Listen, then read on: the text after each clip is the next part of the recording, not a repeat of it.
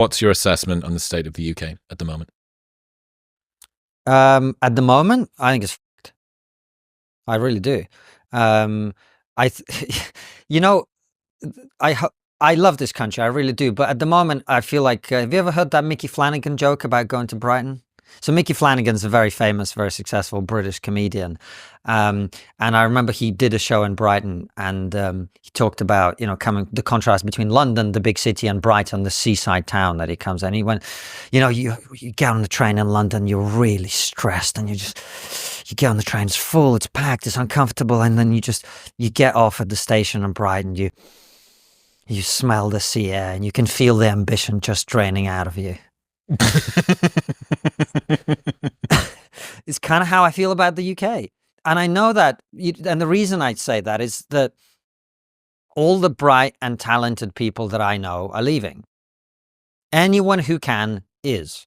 All the rich people are leaving. This country has lost more millionaires than any other country except China. Now, if you compare the populations, that tells you 3%. something. Right.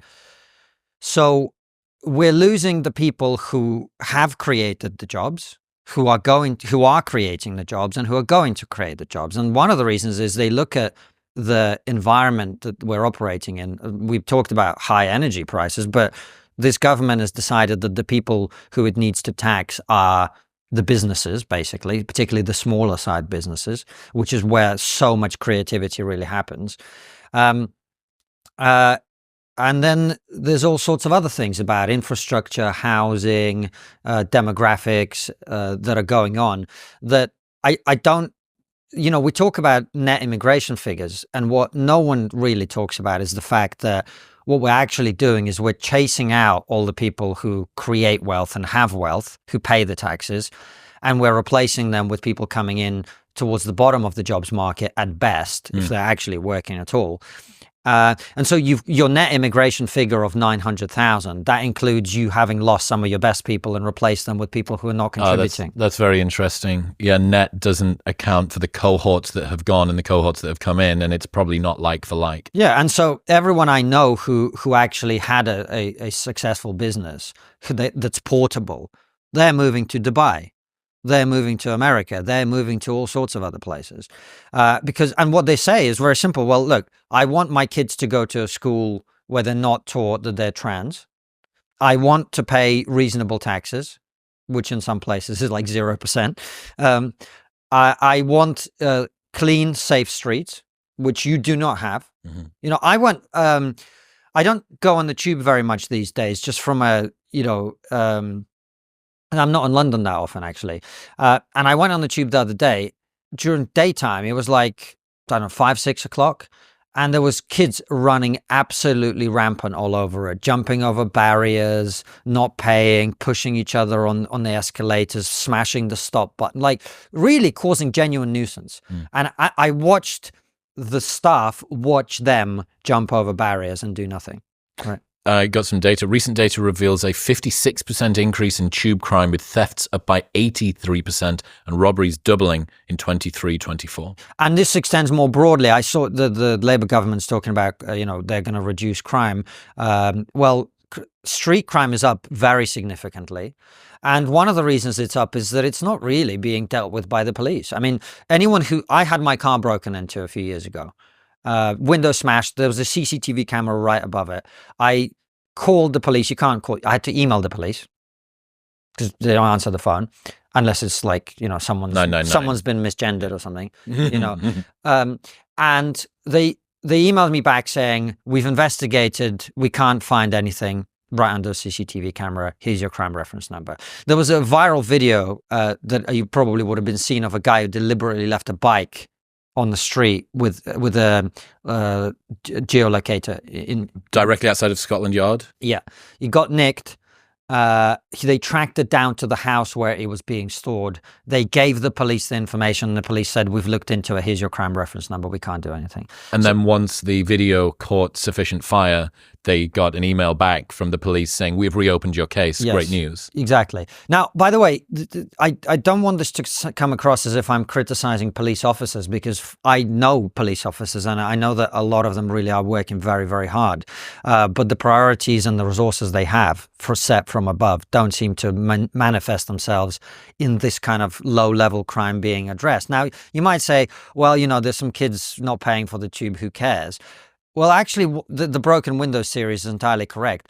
If you are observing people engage in low-level criminal behavior, it makes people feel much less safe about the overall experience, because they know that, well, if they're not going to enforce this, well, what reason do I have to think that if my phone gets stolen? The subtext is that more serious things also won't be looked at with care. And they aren't. I know people who've left because of single incidents. I know a really wealthy guy who left the UK because he was walking out of a restaurant in Mayfair with a nice watch on his wrist and his pregnant wife. 3 guys jumped out of a van with balaclavas on, smashed him to the floor, punched him a few times, pushed his pregnant wife aside, got the watch off him, got back in their van. Police don't give a shit. No real investigation, nothing. Why? Why are these crimes in the UK? Why is this sort of social fabric disintegrating like that? I think it's partly because the economy isn't growing, and so there's not a lot of money to be put into policing. And when you think that net zero is the way to prosperity, i.e. driving up energy prices because you want to feel green or whatever, you want to reduce Britain's contribution to global climate change from 2% to 1%, that's the great ambition. Well, then you're not going to have money. And when you don't have money, you can't pay police officers. And when you don't have police officers, people engage in crime.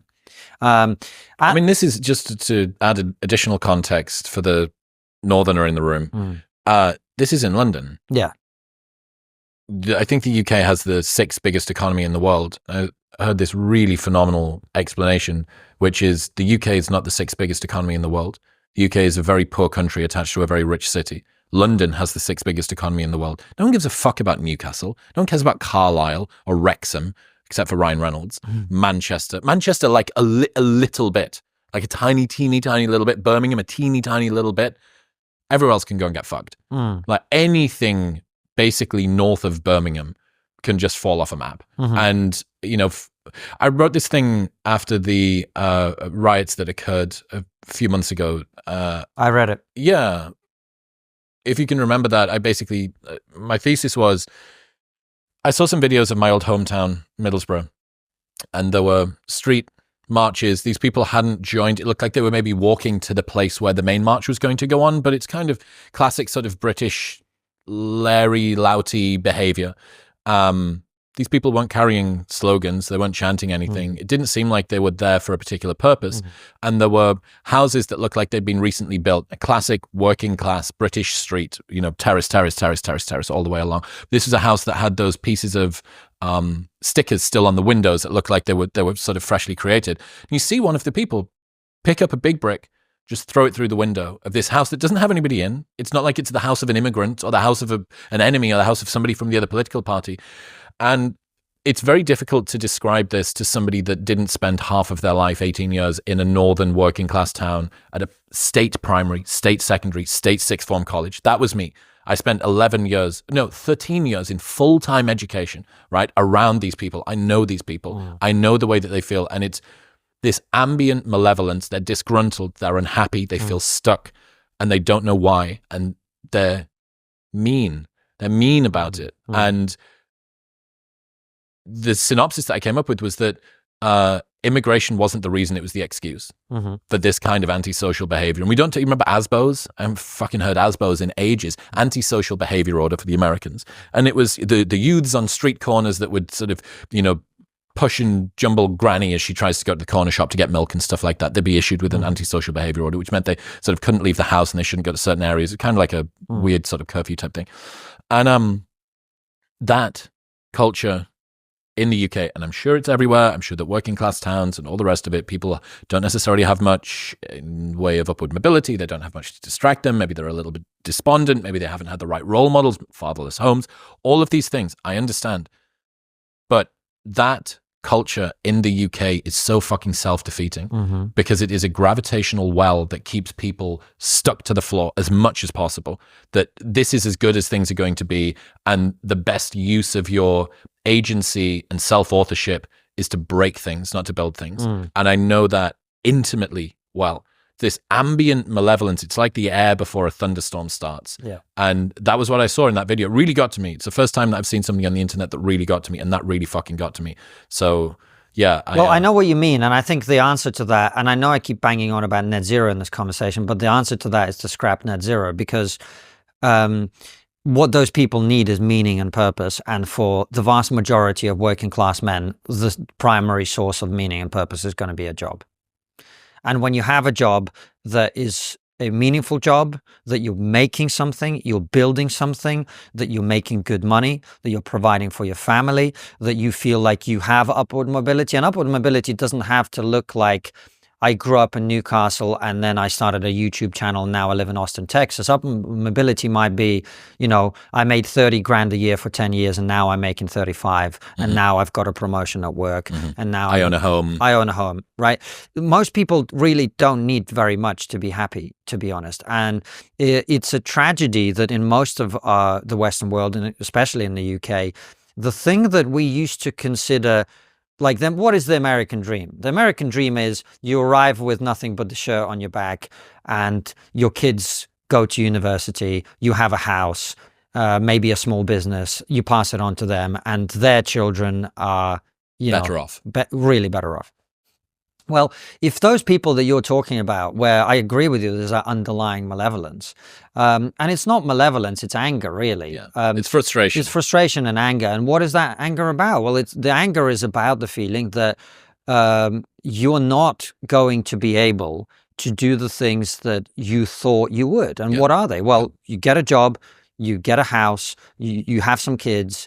They're going to be slightly better off than you. You're going to have dignity. You're going to have community. You're going to be respected. Meaning, mastery. Right. Now, if you have a society which has effectively said, we're going to do a green accounting trick. We're going to take your jobs. We're going to put them in India. We're going to put them in China, where they're going to make the same steel or the same cars or the same whatever that you used to make. They're going to do it dirtier. Of course they are, because it's a much less developed country. And then we're going to import that steel and we're going to import those cars back into the UK so we can pretend that we're green. Well, you combine that with this person no longer having a job and our economy, as I said, we're poorer now than we were in 2007. What did you expect? Disgruntled. There's this feeling, there was always this feeling, but I could never put my finger on it, of kind of being forgotten in the northeast of the UK. It's like on the outside a little bit, even within a community, on the outside of culture. Yeah. Even little things like the way that you were represented in media, like a story about Newcastle that hit the national press was like a whimsical fucking cottage industry piece or something like that. I said I was going to show you this video. Can we do one more thing on just that? Absolutely. So one of the things that we've talked about in the UK is like, well, we need to build infrastructure. We need to build transport links. And it's like, why do you need a better train line to nowhere? Yeah. And so what you really have to do is you have to, and that's why, I was talking to Mary Harrington, who I know you're a fan of too. She's great. At our Christmas party, actually. And she was saying something I really have been thinking about as well, which is, I think if we're in the offering solutions space, the solution for the UK is to accept the reality. That's always the first bit of the solution, is to accept the reality that, a slogan of "Make Britain Great Again" isn't going to work, because we're not going to recolonize India. Do you know what I mean? We're not going to rebuild the British Empire. What I think we could do, if we really wanted to, but this would require both a political and a cultural shift on a level that would be extremely significant, would be to recognize that over the 20th century, Britain went from being the center of Western civilization to being the provincial part of it. We're on the periphery now. Yep. The center of Western civilization after World War II, during World War II, I would say, shifted from Britain to America. We are now effectively a the European outpost of American civilization. It's a great point. That's what we are. Yep. Now, what does that mean? Well, what that means is we have to lean in to that. That means we have to download the right memes from America. Instead of downloading the hands up, don't shoot meme, what we should be downloading is, okay, we want economic growth memes. How do you do that? Well, you're going to have to make energy cheap, slash regulation, etc. You're going to have to do the right trade deals with that world, right? What that means, all sorts of other things that we borrow from them and apply to ourselves, as opposed to thinking that we know best. We clearly don't. Otherwise, our society wouldn't be as screwed up as it is. And part of that is you're going to have to give people in deprived parts of the country work. Yeah. And you're going to have to find ways of employing them and actually creating things that are of value. And that means, yes, we in the UK may end up paying more for some of the things that they make, but that money is going to go to your neighbor instead of a perfectly nice guy in India doing the same job. Yeah. Right? But if we want our society to hold cohesively together, some of the extremes of the globalization process, that is the reason why those people in Newcastle are angry and malevolent and mean and nasty. We're going to have to find ways to actually give them jobs and employment. And that means not chasing out the people who are job creators. And that means not pricing them out of the country by making account. What's happening, people? Thank you very much for tuning in. You enjoyed that little morsel with Konstantin? Of course you did. Full meal available right here.